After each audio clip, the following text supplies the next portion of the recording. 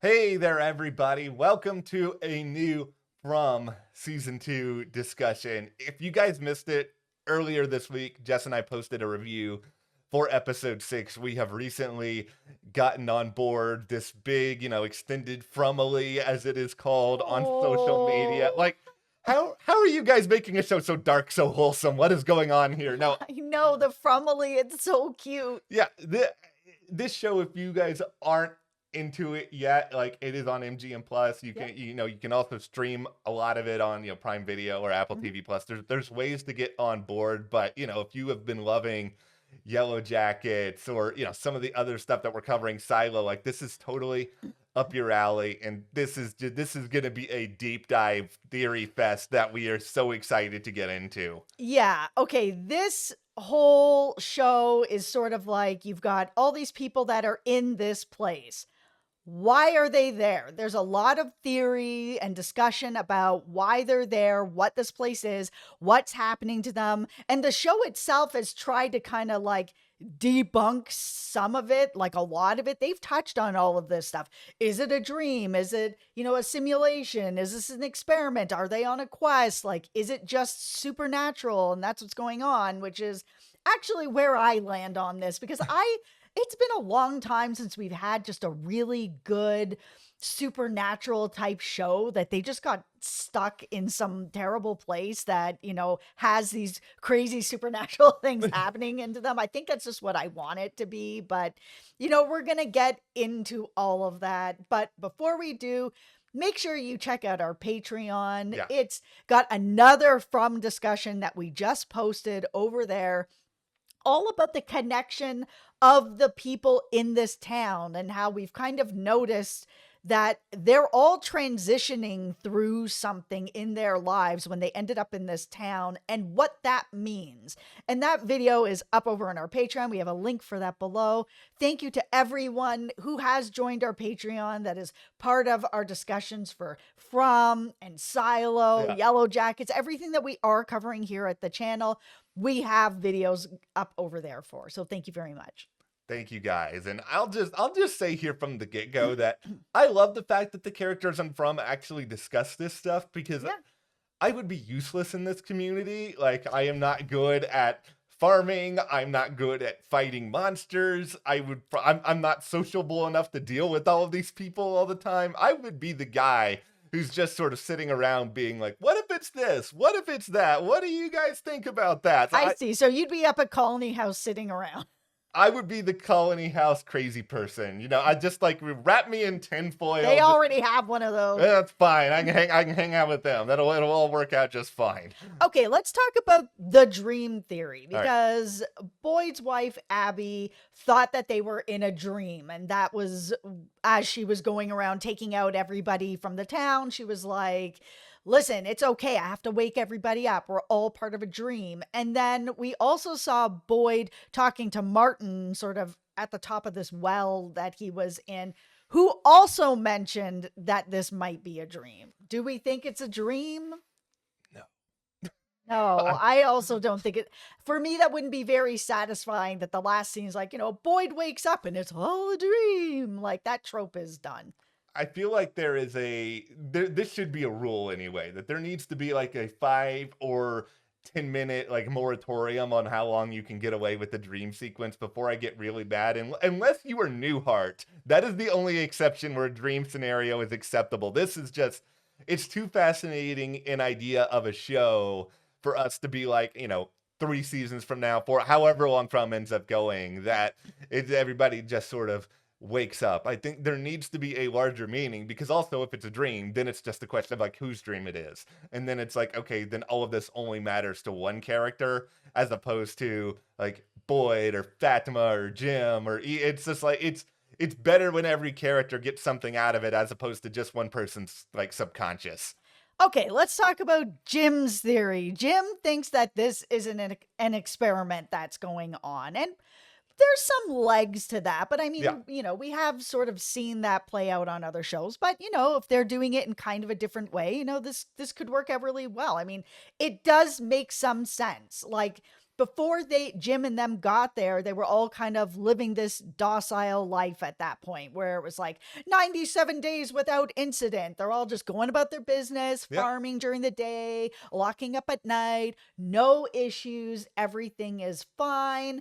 And then it's sort of like the moment they started pushing back and things started getting a little bit worse, whatever the experiment is, if that's what it is, the stressors started getting worse. That's like, okay, how can we sort of push this group of people back into being docile and just accepting that this is where they are? There's no way out. How can we sort of push them back into that? They had, the leaves are changing, the storm came, wiped out their crops, now they have a food shortage. It's just like, how can people adapt? And that's kind of what it is. I mean, we did have that moment with the radio too where Jim's like, somebody's watching us. Yeah. Like, somebody on the radio is like, Jim, stop your wife from digging that hole in the basement. Nobody can see her, she's inside a house, inside a basement. How do they know that? Like, then, we also had like the voices in Sarah's head where she knew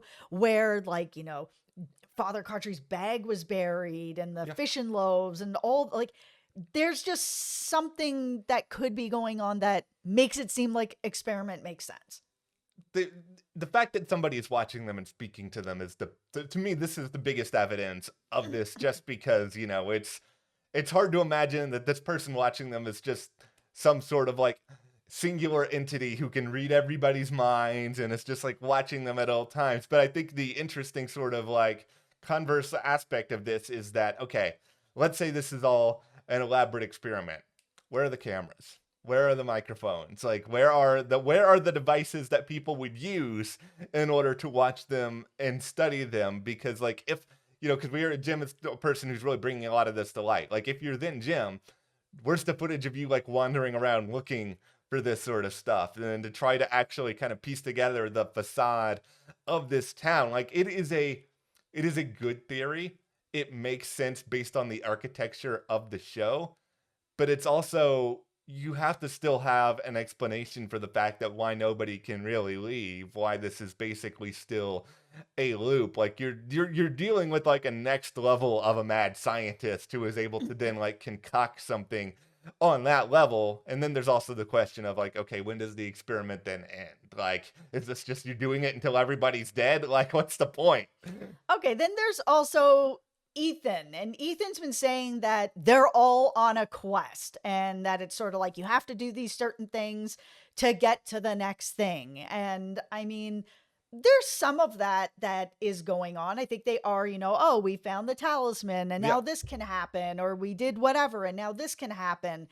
I don't think that they're on a quest through the book and everything that's going on with, like, I don't think this is a book and we're going to find out that it's really just quests in a book and we're all just like going to have that scene where it pans out and this is just a story. But there are some quests that are going on that need to be fulfilled. This is all right. Ethan, you may be much younger than a lot of the other characters. I think you're closer to being on the money than some other people. I'm not saying I'm full in on the quest theory, but this is like, my vision in my head is kind of like a couple of different things pieced together here. But I do think there is something to be said for this idea that they kind of get continually beaten up and hit with adversity, and that a lot of these characters are fighting to sort of like get to the other side, and being in this community really does make them have to prove themselves. And even with, what we've seen with Boyd and, Smiley the monster, who, we found out, oh, he's gone. Is he really gone? Let's maybe bring him inside and see. Like, all that sort of stuff. It's like you're playing a video game and you've sort of figured out how to beat a boss. And now you're sort of trying to be like, are these same techniques replicable for other bosses? Like, are we going to be able to take this out? Well, then what do we do once all the monsters are taken out? Is a bigger, badder monster coming in? Like, it may just be tonally or more thematically more so than like the realistic nature of this world. But I don't hate the quest idea. I'm gonna give you a little bit of applause here, Ethan. I think you're thinking in a way that's interesting to me. Okay, sort of staying in that same realm of like video games and stuff like that. Let's talk about Jade's theory. He thinks that everyone is in a simulation.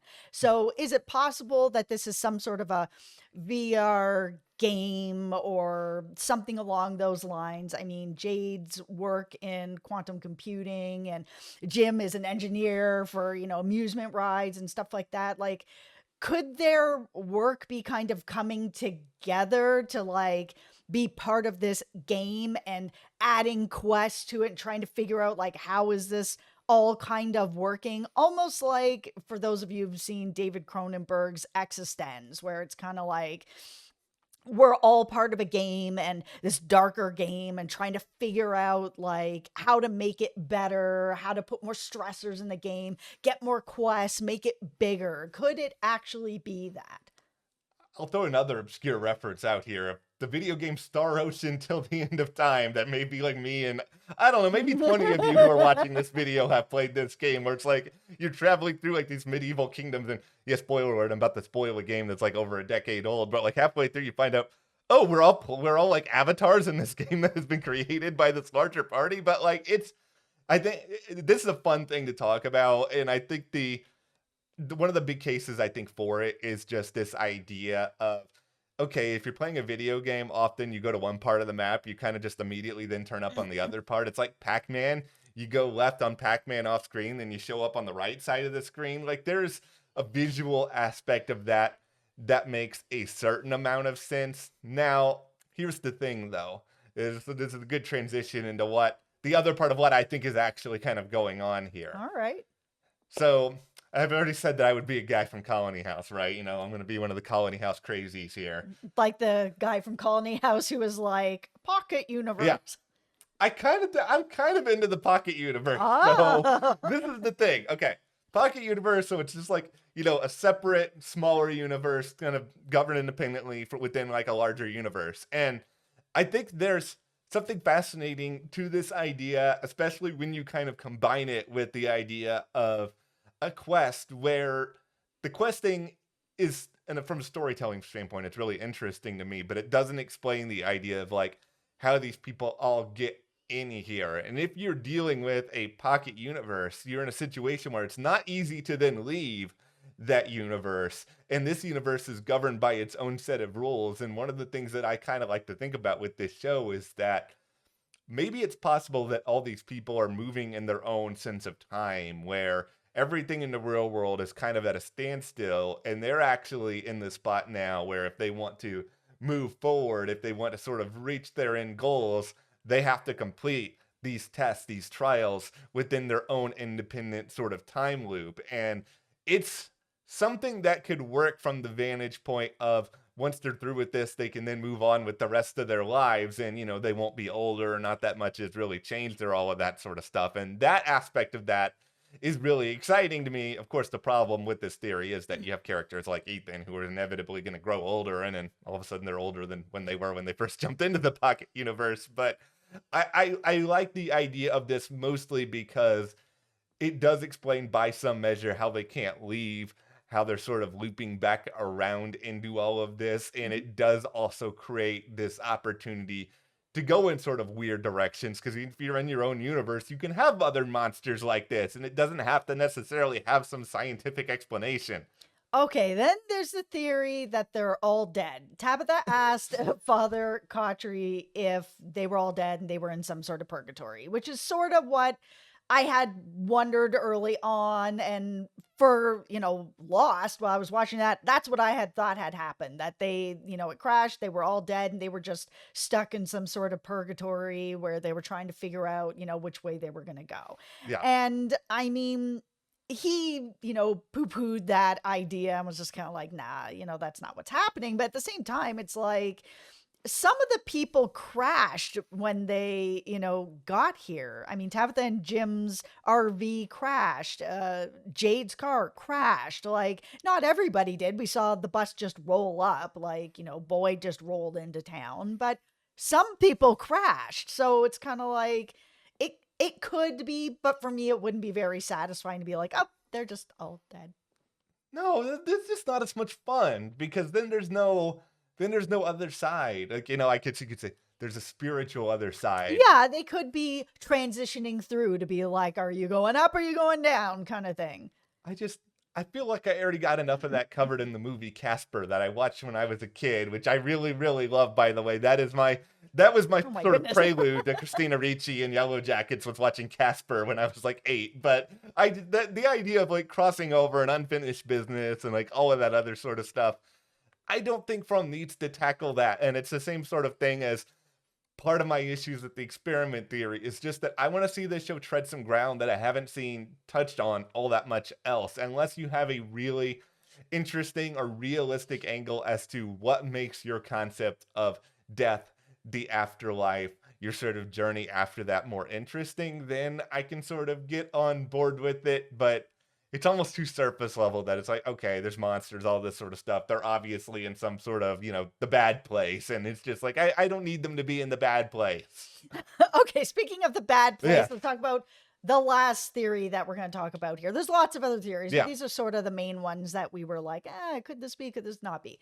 Father Cautry had said that before he came here, he felt like he heard the voice of God that he was going to go on this mission, that basically they're writing the 74th book part of the Bible, and that this is where they are to do that. But as I was kind of thinking about this theory, I was just like, well, then what's the lessons here? Like, there are some biblical stuff that's going on in this town. We had the mention of, Mr. Fish and Loaves. We had Ellis paint this picture of the Garden of Eden with him and Fatima. But then it's like, but there's no Bibles here in this town anywhere, which is, kind of interesting. And it's just, if that's the point and he was there to help write this next book, then what is the lesson here? Hide at night so that monsters don't get you? Like what is the teaching? How to come together as a group? I would be more interested if they were sort of creating their own sort of Bible, their own sort of text or document that sort of, in addition or a different perspective to everything that is going on here. It is interesting that there are no Bibles there. It's also like the last book of the Bible, and I will admit, I am not a pastor, I am not a priest, I am not a religious expert by any means, but I know enough about the book of Revelation to know that that is basically the end of the world. And it's just sort of like, where do you go in the Bible after the end of the world? Like, what else do you really need to do? You go to this town. Okay, what are we opening the book of Boyd at this point? That's right. I understand the idea of it because, there is a lot of spirituality going on within this sort of world. And, and you said this at the start, you want there to be a supernatural quality Yes. to what's going on here. And I think that is interesting, and supernatural does not have to be religious. And it's just sort of, I understand why characters would be thinking about that, but I like the idea of like a pure supernatural world a little bit better if they're going in that direction. I really hope they're going in that direction. Like I said, there's a few sort of supernatural type shows out there, which, I really appreciate. But the most part, we always end up getting some reasonable explanation for why this is happening. They're in a VR sort of game, whatever, that there's always something. Yeah. And it would be nice to have this show be a bit of the opposite of that, where it's at the end, it's not all wrapped up in we were in a video game the whole time, or it was just a dream. Yeah. Like that, not everything has to have like an exact answer of reality. That sometimes it can be, no, you guys were in this sort of pocket universe, or there was some supernatural things that were happening here, and you did have to do certain things to get out of that. Do I need to bring up for everybody the end of the season 2 theme song for The Leftovers? Let the mystery be. Sometimes you don't even get all the answers. Sometimes it's the friends you meet along the way. And there are some friends that we're meeting along the way here on It's the Fromily. Oh, see, I'm cool with it being supernatural. I mean, I think even supernatural worlds have a certain aspect of rules that have to be followed, and yes, you can still do that and work within a framework and tell a supernatural story that still makes sense. And I think that could be a really, really fun way to end it. I'll just put this out there. I'm not invested in this show solely for the reason of thinking that we're going to get some sort of specific answer. Like, if we do, that's great. But I feel like in doing that, I'm sort of setting myself up for failure if I think that the answer is the only thing that matters. Because then if it's not the answer I want, I get disappointed. And I don't want to be in that position. No, I'm here for the journey and the mysteries. Like, if I don't get answers on everything, it's okay. And I have seen some in the fandom that are giving a little bit of criticism that's like, okay, you guys just keep like piling mysteries on top of mysteries, but you're not actually wrapping up any of the mysteries. We're not getting any answers on anything. And now we're in season 2. But for me, the journey of the mysteries is what I'm here for. Yeah, and we still have a lot of mystery still to go. Like, there's a lot left in season 2 at the time we're recording this. Mhm. And of course, we will be back to review, discuss, theorize, all of this sort of great stuff. So, of course, be sure to share all of your theories in the comments. Thank you guys so much. Check out our Patreons. Thank you also to our patrons who are supporting us Thank you. already. We love your support. It helps us keep doing this, and we will see you here next time.